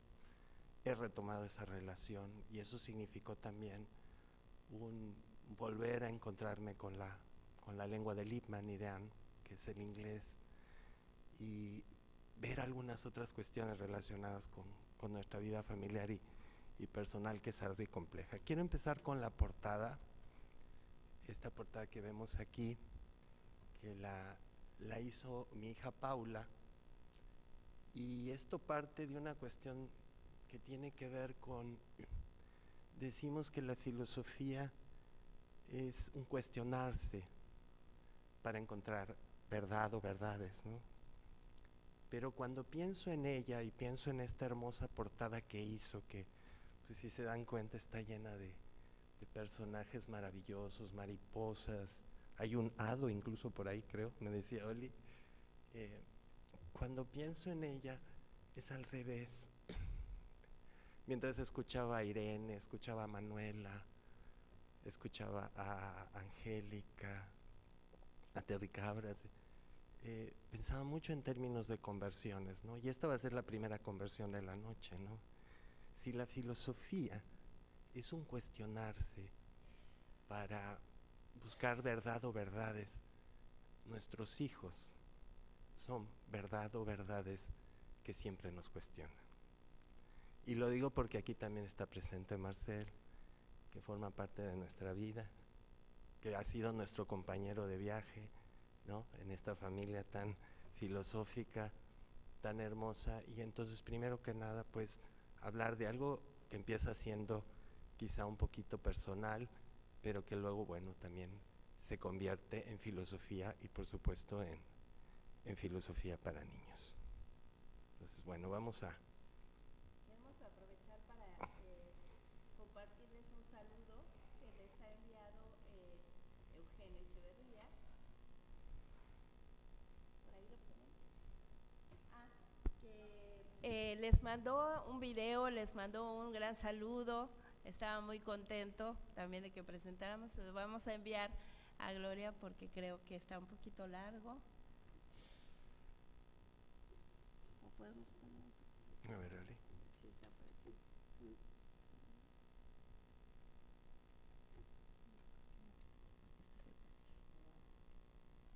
Bueno, ok. No pasa nada. Hablamos entonces ya de esta cuestión personal, familiar, pero ¿cómo surgió esta intención de publicar la autobiografía de Lippmann? Queremos hacer una aclaración. Curiosamente, la primera vez que cayó en nuestras manos esta autobiografía, que pues la mayoría de ustedes la conocen en inglés, dice que forma parte de la currícula de filosofía para niños, o como le llaman aquí en Cataluña, filosofía 318. Y esto surge precisamente porque hace algunos meses tuvimos un encuentro en la universidad donde estudié, que es la UNAM, la Universidad Nacional Autónoma de México, una discusión muy fuerte respecto a lo que hoy se llaman pedagogías colonizadoras. Y uno de los primeros cuestionamientos que aparecieron del panel de profesores de la UNAM, profesores e investigadores de la UNAM, es si filosofía para niños era una de estas pedagogías colonizadoras. La respuesta de nuestra parte fue inmediata y está en la autobiografía, y es que, por ejemplo, Lippmann conoció, y eso lo sabe muy bien Angélica, a Paulo Freire, que quizá en este momento es el pedagogo más citado, no en América Latina, sino en el mundo. Se conocieron en su casa en Sao Paulo, lo invitó Freire, y se tenían una profunda admiración y respeto mutuo, se caían muy bien. Incluso hay una parte en el libro donde se dice tal cual, no se sabe quién admiraba más a quién, si Lippmann a Freire o Freire a Lippmann. Y creímos necesario fondear esta parte y dar razones y argumentos de quién fue este hombre, y más si su autobiografía forma parte de la currícula de filosofía para niños. Si ustedes abren la página legal del libro, dice que este libro que estamos traduciendo forma parte de la propuesta pedagógica de filosofía para niños. Y en un encuentro que hicimos en San Cristóbal hace 2 años como parte del Centro Latinoamericano de Filosofía para Niños, aunque también formamos parte de la federación. Actualmente Oli es la vicepresidenta de la Federación Mexicana de Filosofía para Niños y yo formo parte del comité académico, y nos sentamos ahí en la cabaña de Eugenio que al rato supongo que se parecía mucho a lo que se vivía en Mendham, en New Jersey. Y estaba presente, por supuesto, también Rosario del Collado, que es una persona que lleva muchísimos años haciendo filosofía para niños y que estuvo con Anne y con Matt allí en New Jersey. Y como era un encuentro en homenaje a Anne, dijimos, bueno, que sea un material de Anne, pero eso es lo que vamos a ver mañana, porque no traemos dos propuestas a trabajar, una la autobiografía, sino que también acabamos de terminar de hacer la adaptación a México de Geraldo, que curiosamente estamos un poco con la idea de convertirlo en Gerardo, y bueno, con toda una relación con este tren de la muerte, que es el tren de la bestia, ¿no? Entonces, eso ya lo verán mañana con Oli, pero decidimos que primero había que hacer este trabajo de traducción y pusimos manos a la obra con Rosario, con Eugenio, con Oli. Y lo interesante es, quiero decirles que yo no había trabajado y Oli no habíamos trabajado ya tete a tete con Eugenio, y es una persona con una enorme capacidad de trabajo. Al principio le íbamos mandando capítulos y no recibíamos respuesta, ¿no? Hasta que de repente como que se dio cuenta de que había consistencia en lo que hacíamos y fue respondiéndonos día por día, página por página. Él trabaja mucho en la noche y entonces una vez creo que nos mandó 4 o 5 capítulos así de corrido, ya analizados y corregidos, y en el caso de Rosario del Collado nos ayudó muchísimo, sobre todo sus precisiones de tipo histórico y geográfico. Rosario conoce este continente, y había cuestiones que si se tomaban literalmente en la traducción iban a caer en un sinsentido. Entonces ahí la mano de Rosario fue fabulosa, y de repente también a nosotros se nos iban cosas elementales, y recuerdo uno de una carta, ¿no?, que tiene que ver con este periplo de la Segunda Guerra Mundial, ¿no?, porque Matt estaba muy enojado por lo que había pasado con uno de sus compañeros en el campo de batalla, y entonces mandó una carta y al final pone las iniciales SOB, y entonces se nos fue y simplemente lo pusimos así, SOB, cuando, bueno, varios de ustedes saben que ese SOB pues es un reclamo que se terminó convirtiendo en lo que se tenía que convertir en la traducción como un HDP, porque Matt estaba muy enojado, ¿no? Como diríamos aquí también, estaba muy cabreado, ¿no? Entonces quedó ese HDP, y son parte de las anécdotas de este trabajo que hicimos, por supuesto, con Oli, con Rosario el Collado, con Eugenio y un servidor. Ahí pusimos un poquito también la foto de Anne, porque como sabemos y como bien lo comentaba Angélica, siempre tomamos muy en cuenta, cuando hablamos de Matthew Lipman no podemos dejar de hablar, y eso nos lo han enseñado también nuestros formadores y maestros. Y la última vez estuvimos aquí con su hijo, estuvimos Tere de la Garza y yo estuvimos exponiendo sobre las filósofas que leía justamente Anne, y ese era nuestro trabajo, y esta parte de la que hablaba también Angélica, ¿no?, de la compasión, y le gustó mucho, y fue la última vez que estuvimos en Chiapas el enero pasado, y de eso compartiremos un poquito el día de mañana. Sí, recordamos, por ejemplo, una noche dormimos en el cuarto de Anne en San Cristóbal. Ustedes saben que Anne construyó una casita ahí en San Cristóbal, al lado de la cabaña de Eugenio, y descubrir que era una lectora voraz, acérrima, de autores como Primo Levi. Ahí tenía varias ediciones de Si esto es un hombre, y era una gran lectora, por ejemplo, de la tradición poética estadounidense y británica. Tenía Wasteland de T.S. Eliot, tenía a Joyce, tenía a Pound. Era una lectora incansable, y dicen que leía mucho en las noches, ¿no, Angélica? Como que le gustaba mucho a leer en las noches. Ahora, respecto al capitulado, llama mucho la atención algunas cuestiones que tienen que ver con un Matt y lo vamos a ver un poquito más adelante, muy aficionado a la pintura, a la música, por ejemplo, el hecho de llamar al capítulo 5 un americano en París, pues bueno, ahorita que acabamos de estar en París, pues nos acordamos de la obra de Gershwin, ¿no? Entonces, rendir homenaje a un gran compositor estadounidense como Gershwin, llamando a su capítulo un americano en París, pero que tiene que ver precisamente con lo que decía hace un rato Terry Cabras, de esa estancia, ¿no? en París, y que bueno, luego producto de una beca Fulbright se extenderá a Inglaterra y a Austria, que es de algo que se habla poco, pero que también Matt estudió un tiempo en Austria. Entonces esta división del capitulado, ¿no? Y esta infancia con este anhelo, este sueño que tenía Matt de volar.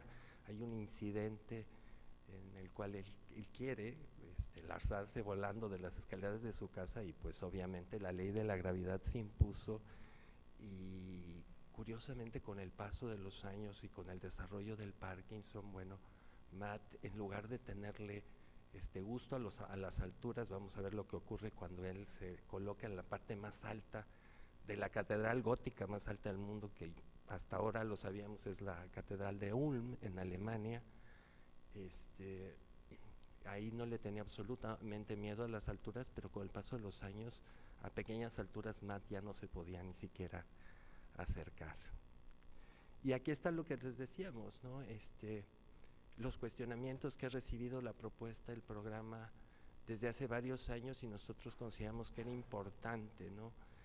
Dar cuenta de por qué pues la propuesta pedagógica de filosofía para niños pues no es parte de una pedagogía colonizadora, sino al contrario, ¿no? Es una pedagogía emancipadora, es una pedagogía liberadora, es una pedagogía de la construcción en común.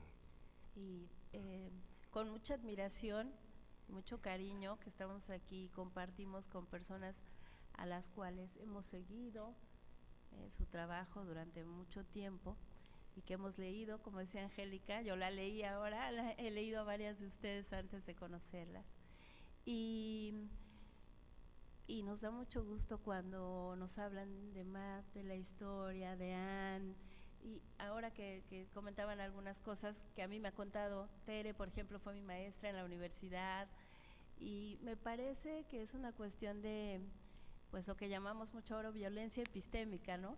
Cuando realmente conocemos personas que hablan de filosofía para niños, pero no cuentan nada de la historia, incluso a veces dicen que nunca lo habían escuchado por ningún lado, ¿no? Cuando sabemos que hay todo un currículum, hay todo un trabajo que está incluso citado por la UNESCO, que hay un reconocimiento. Y entonces yo creo que siempre es importante, por eso nos lanzamos un poco, Alex dice que somos como arqueólogos, nos gusta buscar a las raíces de filosofía para niños, nos fascina oír estas historias, estamos encantados escuchándoles ahora, porque eso es lo que creemos que es más profundo y por eso le llamamos raíz, pero sí las personas que formamos en México creemos que es importante que antes de conocer otras cosas que han surgido, que son muy interesantes, pues puedan tener acceso al proyecto, a la propuesta original de Matthew Lehman y Anne Sharp. Y aquí también, por ejemplo, el nombre de la primera novela, curiosamente empezamos por el final, ¿no? Por sexto de primaria, que se ve Harry, que bueno, en México se tradujo por parte de Eugenio como Filio Episteme, pero Harry obviamente nos remite a Aristóteles y al Organón, a la lógica aristotélica, pero en realidad Harry Stottletmayer, que es el nombre que recibe en inglés, era producto de un beisbolista de los Yankees de Nueva York al que admiraba profundamente Matt, y ahí hace un juego, una especie también de condensación entre Aristóteles y este gran jugador de los New York Yankees, ¿no? Algo que quiero destacar con Oli respecto a Matthew Lehman es que le hace mucha justicia a una frase de este gran filósofo español que es José Ortega y Gasset, cuando dice que la claridad es la cortesía del filósofo. Créanme que si a mí me pidieran dar definiciones de filosofía, tomaría estas dos que aparecen también en la autobiografía, ¿no?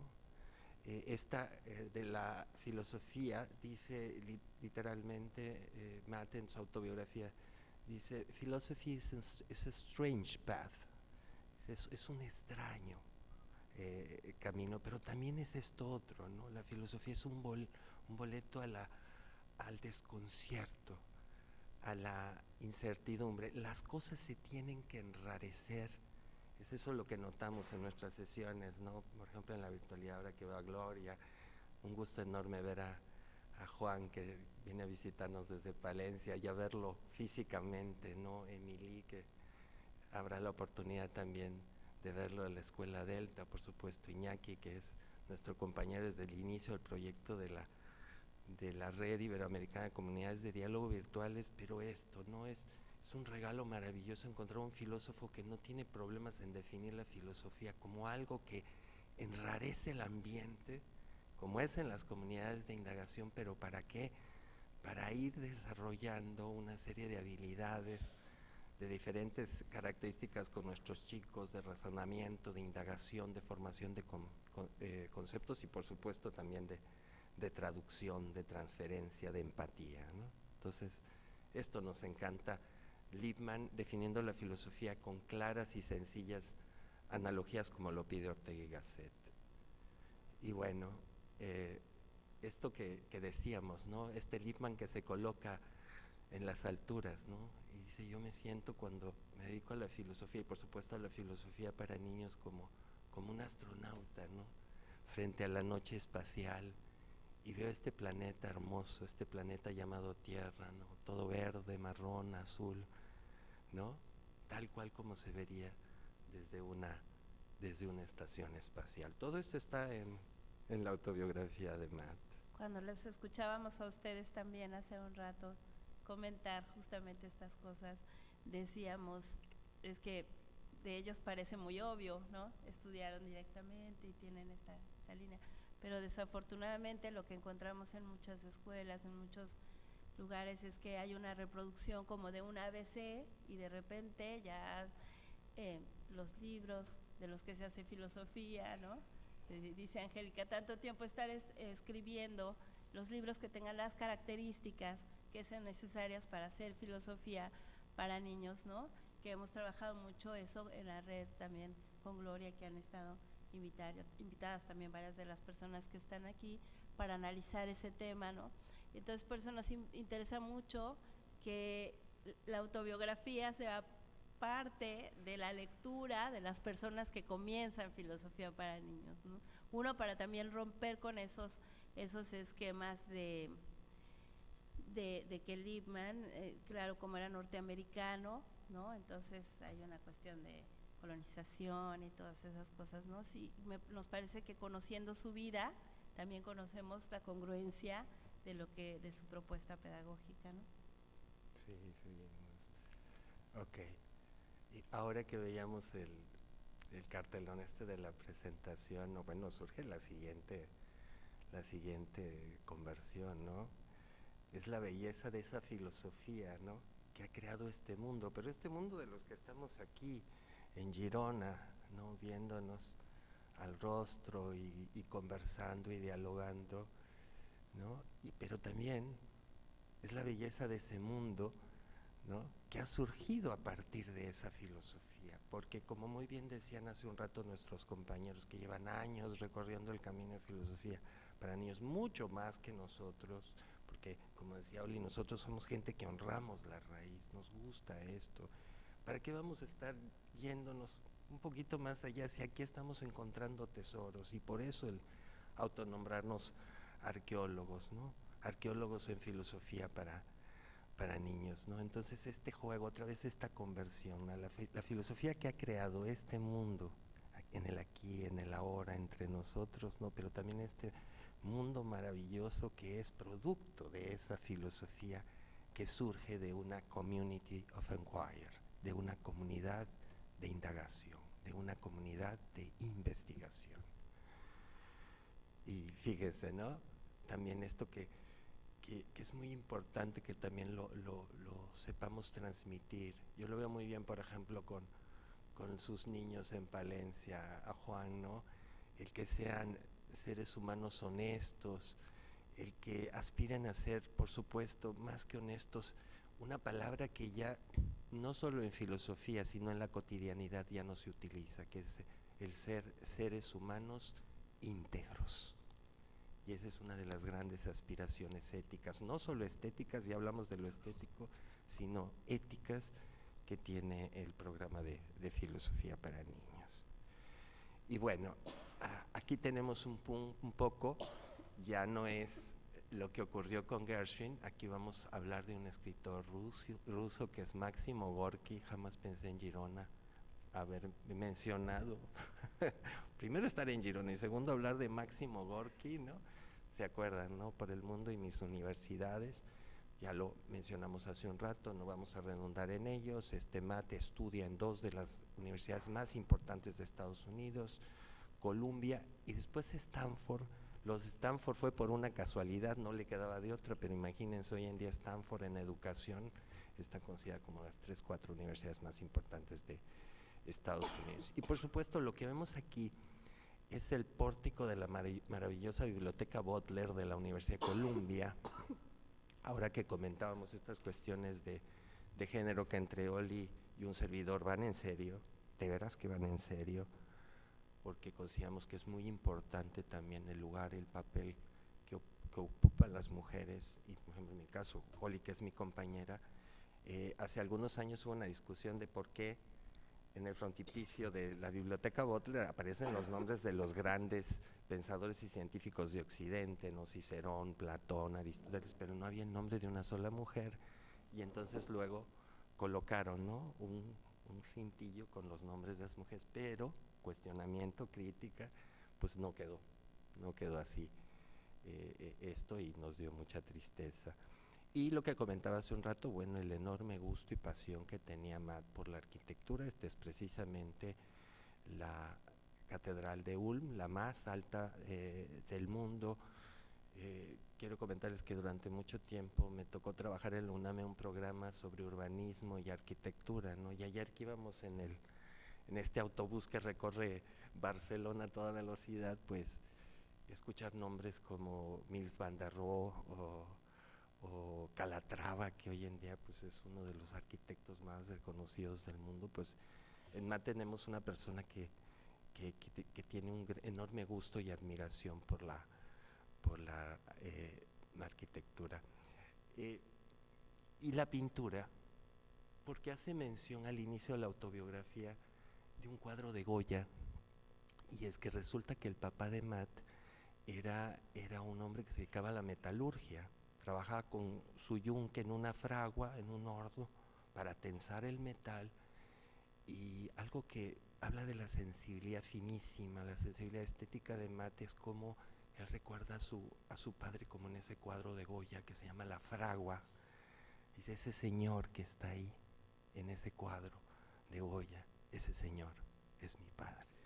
Entonces, te conmueve profundamente. Y aquí algunas de las obras, de las muchísimas obras que pasaron por manos no solo de Matt, sino de Anne. Por supuesto, creemos que es importante destacar el papel que tuvo La Ética de Spinoza. Dice que fue el libro más difícil para él de leer y abordar en su formación, pero que una vez que lo leyó con minuciosidad, con acuciosidad, con sentido analítico, la considera una de las obras claves de la filosofía. Creo que con Spinoza podemos pasarnos no una, sino varias vidas, ¿no? Analizando y discutiendo su filosofía. Y atención, porque aquí también hay una parte de mucho fondo que es, por supuesto, Hannah Arendt. Y esto lo decimos porque cuando la menciona Matt en la autobiografía, habla, por supuesto, de 2 grandes obras, que es La condición humana y Los orígenes del totalitarismo. Pero fíjense qué interesante, probablemente el programa de filosofía para niños surgió de una discusión que tuvo Matt con Hannah Arendt, a partir de unos artículos, ¿no? Los artículos de Little Rock, en el que Matt discutía con Hannah respecto a la pertinencia de incluir a grupos de niños afrodescendientes en las escuelas de Estados Unidos. Hannah Arendt consideraba que no era todavía ese momento. Matt sí. Cada uno tenía estupendas razones para defender sus ideas, pero llama mucho la atención a este punto y lo van a notar cuando se detengan en la autobiografía. Pongo aquí Summerhill de T.S. Neal, que bueno, creo que serán muy pocos quien recuerden a este pedagogo con su escuela, una escuela que lo que pretendía es que el niño, la niña se acercaran realmente a sus intereses y motivaciones, y prácticamente no eran clases, sino talleres, ¿no? Por ahí un chico que, por ejemplo, que solo le gustaban las máquinas o los motores, pues un taller de mecánica, ¿no? Oye, pero para aprender mecánica necesitas pues saber leer y escribir, y entonces después surgía el interés por la lectura y por la escritura. Matt no tenía quizá un gran acercamiento con la obra de T.S. Neal, pero habla de algo que nosotros luego vamos a utilizar en filosofía para niños y que lo hemos trabajado con Grupiref, que son las relatorías dibujadas, y eso sí le gustó mucho, el trabajo que hicieron los niños de la escuela Summerhill en una experiencia en Nueva York, utilizando el dibujo como recurso didáctico y pedagógico. Por supuesto, John Dewey es sumamente importante, lo tenía cerca y no lo buscó a tiempo, y por lo tanto, pues bueno, esto vendrá después. Mencionábamos quizá también el gusto, la pasión que tenía por la pintura. Conoció a Madame Chagall, a Marc Chagall, y quizá estos otros pintores, quizá no tan conocidos por ustedes ni por mí, que son Rubin Mishima, uno es checo, el otro es rumano. Tenía cuadros de ellos cuando estuvo en Francia. Y Molding, que era un caricaturista, un historietista que le gustaba mucho a Mati. Hablamos de la fragua. En la música, pues miren, tenía un gran gusto por la música también nacionalista, Smetana, con la moldava. Le gustaba mucho Prokofiev. Ahí habla de la historia de una chica de la que medio se enamoriscó y le regaló los 3 conciertos para violín de Prokofiev de parte de un admirador secreto, ¿no? Mozart le encantaba el concierto número 5 para violín. Brahms, que considera que su 4ª sinfonía es terriblemente sombría y fúnebre. En algún momento estuvo en Bayreuth, que es donde se da este fabuloso festival con música de Wagner. Admiraba mucho a Horowitz, el pianista. Y Lina Horne, que dice que se parecía mucho a su primera esposa, Winona Moore, que fue además la primera senadora afrodescendiente de Estados Unidos, amiga personal de Martin Luther King, ¿no? Y personalidades con las que tuvo contacto y que conoció. Por supuesto, ya hablamos de Freire, de Hannah Arendt, de Merleau-Ponty, porque le llamaba mucho la atención que Merleau-Ponty era de los pocos filósofos que se interesaban en cuestiones de psicología de la infancia, ¿no? Wright Mills, que es quizá uno de los 3-4 sociólogos más importantes de Estados Unidos, con su libro de la imaginación sociológica, Levinas, y bueno, y otros más, como Tonis. Ahora que hablamos un poquito en términos alemanes, ¿no? La Gemeinschaft, el concepto de Gemeinschaft o comunidad viene mucho de la obra de Tonis, a la cual cita también Lippmann, ¿no? Y bueno, con esto, bueno, sí, podríamos seguirnos, pero vamos cerrando. No importa. Sí, lamentablement és que aquí hi ha un horari i tanquen, i per tant em sap greu, però ara a fora tenim un pica-pica molt... Bueno, per fer un brindis, però després hem de marxar, i llavors lamentablement sap greu perquè era molt interessant tot el que estaven explicant, però bueno, podeu llegir també l'autobiografia i parlar amb ells en altres moments així més informats perquè acabin d'explicar-se. Sí. Muchísimas gracias. Lo más importante ya se dijo, y sobre todo estar aquí con ustedes. Muchas gracias. Gracias.